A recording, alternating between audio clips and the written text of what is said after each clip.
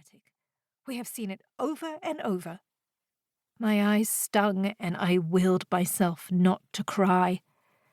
Mrs. Richardson, old and independent thanks to her late husband's fortune, accrued as an admiral, had not minded my connections. As long as I arrived to act as her companion precisely at 8 in the morning, and let her talk all day without reprieve, she did not care that my father had stolen a small fortune from the rope yard. Arriving on her doorstep yesterday morning to be informed by her unfeeling son that his mother had died in the night had not only deprived me of work, but also of my legitimate excuse to reject my aunt's suggestion. "I will not wear my fingers to the bone for someone who could not care if I lived or died," I said. Mamma shook her head and turned her back on me. She closed the trunk with a sharp click. "I'm off to post this letter. Please consider it. We'd be together, and that is all I want." Her voice sounded tired, resigned. It was a tone I'd heard so many times the last few years. I wanted to remind her that we would be together in theory, but she would inhabit a servant's circle far above mine. While she pinned up hair and mended hems, I'd scrub pans and empty chamber pots. If she wanted us to stay together so badly, she should have discussed it with me instead of surprising me with the information after signing a contract. Mamma donned her drab bonnet and made for the door. I pushed my nose closer to the pages of my book as I held my breath for her to leave. "I love you, May," she said quietly. A lump formed in my throat as the door closed. I didn't want to believe it. She'd chosen this with little thought for my situation. For 5 years we'd made all our decisions, to leave our home, to live with my aunt and uncle, to find work well beneath our previous standing, together. But Aunt Byam had always been such a friend to Mamma, and I could not convince myself that Mamma hadn't chosen my aunt over me. Mamma's footsteps softened as she walked away, down the hall and down the steps of the tavern one of my uncle's former shipmates owned.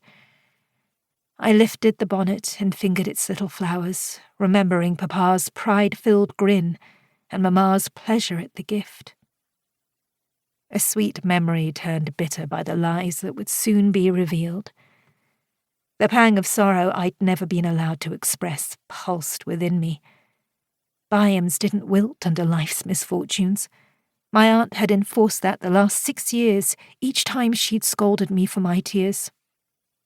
I slipped to the window and watched Mamma pick her way through the street until she vanished. Then I drew in a fortifying breath and slid from my apron pocket the scrap of newsprint I'd torn out of an abandoned paper yesterday on my way home from Mrs. Richardson's. I set the worn apron on the chair and pulled on my spencer and the bonnet. It wouldn't do to look unpolished when interviewing to be a lady's maid. I held up the piece of newspaper to check the ship's name again. HMS Marianne. I hoped I'd find it quickly. With how soon she'd set sail, the seamen milling about the dockyards should have directions for me. I raced down the stairs and into the street, my gaze automatically falling on the low wall where my cousin Charlie and I would sit and watch for his father's ship. I wanted to find the Marianne as quickly as possible, but surely I had a moment for Charlie. The September sun shone brightly on our spot, warming me through my jacket as I leaned against the rough stone wall. The ocean breeze ruffled the scrap of paper in my hand. Jolly boats and longboats wove between sloops and frigates in the harbour, some carrying supplies and some transporting smartly dressed officers. Farther away sat the first, second and third rates, their hulking forms crawling with ant-sized seamen. My cousin Charlie used to tell me all about the different ships, and how he'd wanted to work on one of the great ships of the line. He hadn't made it higher than frigates. "I'm doing it, Charlie," I whispered to the wind. "I'm going to sail just like you. I only have to convince her to take me." My throat tightened and my eyes smarted. I gritted my teeth. Now was not the time for grief to surface. I couldn't arrive with red eyes and a running nose. Gulls called as they looked for perches among the forest of masts. Sails filled as ships crept out of the harbour. I breathed in the moment.